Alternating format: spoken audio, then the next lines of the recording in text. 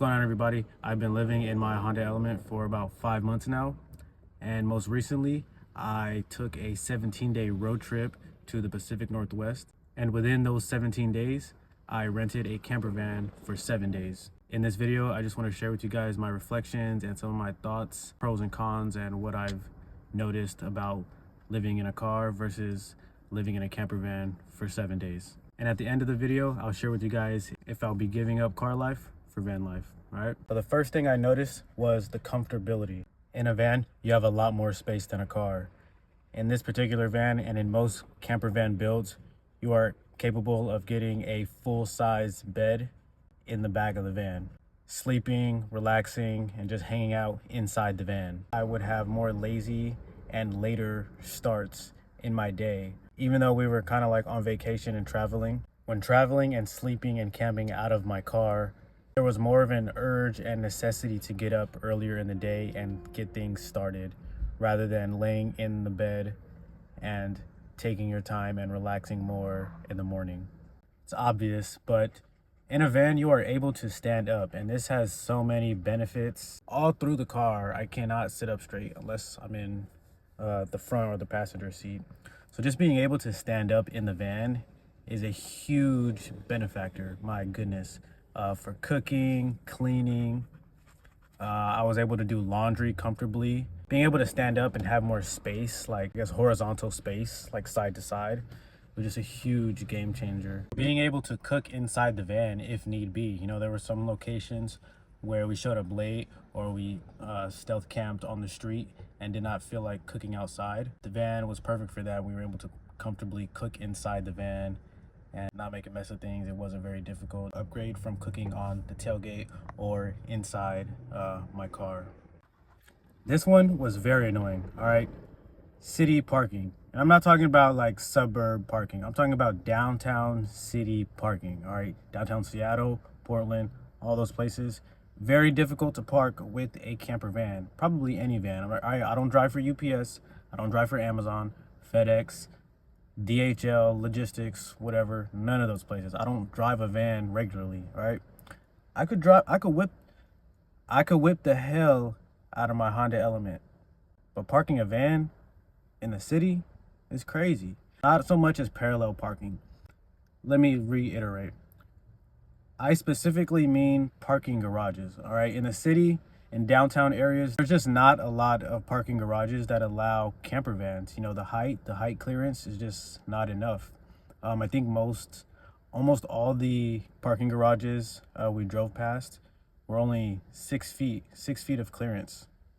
And the van we drove was 9 feet. And I'm pretty sure the standard cargo van that most people would be building their vans out of are more than like 7 feet. I live in California, so I'm constantly looking for parking garages. And if I can't fit in a parking garage, then my van is constantly in the sun. You know, I look for shelter in parking garages to hide from the sun, to keep my van cool, to keep auto cool in the back. And not being able to literally just drive down a parking garage would be very inconvenient. I would say the van is super convenient for stealth camping though, if you are maybe like in the suburbs where you can kind of just like swoop in, park, and get settled down. Not have to so much like maneuver your way, like do like a bunch of 3-point, 4-point maneuvers to get into the parking space.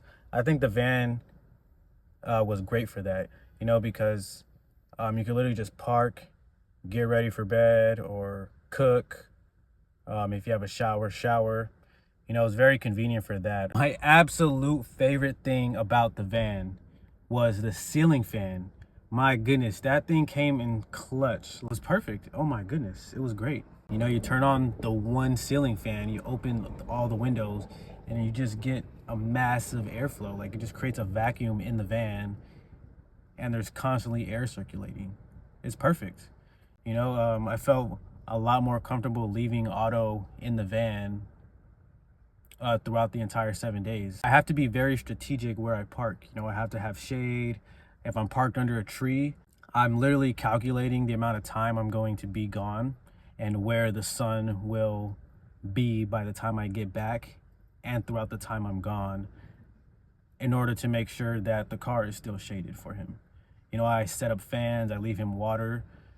So there's just a lot of strategy that comes into play when I leave Otto, my dog, here in the car. Having the ceiling fan, it kind of like relieves some of like the stress and the strategy when I did have to leave him in the car or in the van. So this is the furthest that moonroof can open, and it's just extremely hard to get a solid seal on there to create like a vacuum that the van had. Will I be getting a van? And the answer is no. Possibly, most likely in the future. I'm not sure when. I'm not sure how far down the line. Right now, I do not need a camper van. I don't need the comfortability, I don't need the size, and I don't need the extra maintenance that a van comes with, electrical and plumbing. You know, I don't need those things. I like waking up in my car and knowing that it's time to get the day started and be productive. And just not being able to park in parking structures and parking garages is a huge deal breaker for living in a vehicle for me right now. I do believe that is like one of the next big projects, like big projects I will be getting into. But I don't think I wouldn't even say it's within the next year. Yeah, who knows when, but you know, eventually in time. So I appreciate you guys for watching. Check out the vlog. I have 3 video vlogs from the trip on my channel. They're in a playlist. I can link those down below or just search on my channel. Thanks for watching. Peace.